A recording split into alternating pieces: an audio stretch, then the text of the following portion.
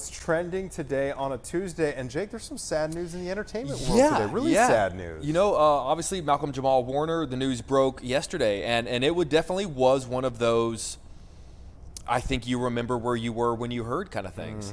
And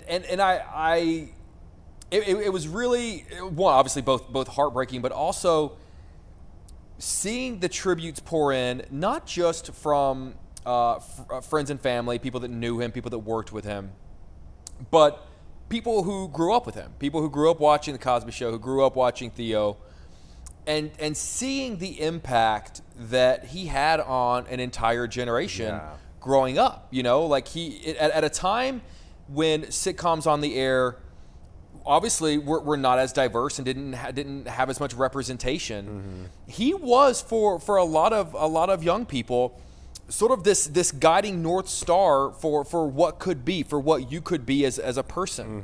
And I really think that there's an entire generation of people who grew up on that show, who watched him, who thought about what he or Theo might do in those situations, and are perhaps better people in this world because of the exam. You know, it was a great character. It really was. He had a lot of range. He did. He could be so funny. Yes. In certain moments. I remember he got notoriety. He made the news in one episode. He made the news for something kind of something that might go viral for an hour in today's.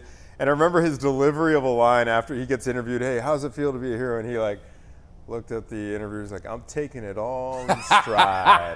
Like his delivery was just gold. Spot on. It was gold. And you know, but unfortunately, I hate whenever it takes a tragic loss like this for those tributes to come out, because those are always the things you want them to hear when they're still with us. But it really was a testament to the impact that he had on a lot of people. And he had other, I wasn't familiar with Malcolm-Jamal Warner outside of the Cosby Show and Theo Huxtable, but his acting career spanned his whole life, right? He wasn't just a one-and-done child star. He was working on, Fox series, just up till very recently, and really kind of was a reminder, because look, there are a lot of child stars that they're popular for a time and of a moment, and then you kind of look up 30 years and you're asking yourself, wait, whatever happened to them, But he was consistent work. I mean, he won a Grammy. He was working in music, he was multi-talented. That's right. Yeah, multi-talented. For like a vocal performance. Yeah, exactly. So he's a man who was constantly showing people what he was capable of, and I choose to believe that there was probably a lot more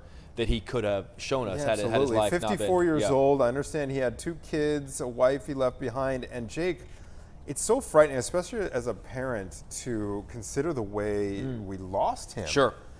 Because it sounds like he was out swimming and there was some kind of sudden current. Yeah. Because he was not the only one that got swept. I mean, he's the only one who died, but my understanding, and information is still coming in, but he was with someone else that got pulled in that same current as well. Yeah, from what I was reading, I think he told his family, I'm going to go out for a swim, and I think after an hour, you kind of look up and you go, wait, they should have been back by now, and you know what?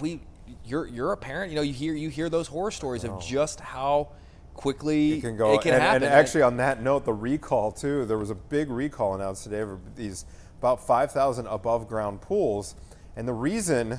Hate to get start on such a downer here, but the reason for this recall, Jake, is because there was an apparatus on the outside of the above ground pool where toddlers can easily climb in without being supervised. They can just get in. Right. There's a closed entrance for safety.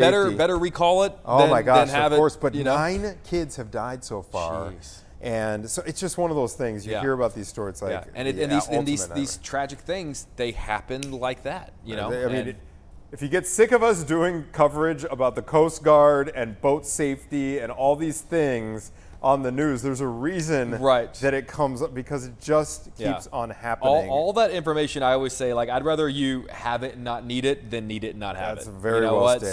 So hopefully we give you those stories and give you that information, and hopefully you can spend your entire life and not ever need it. Exactly. Okay.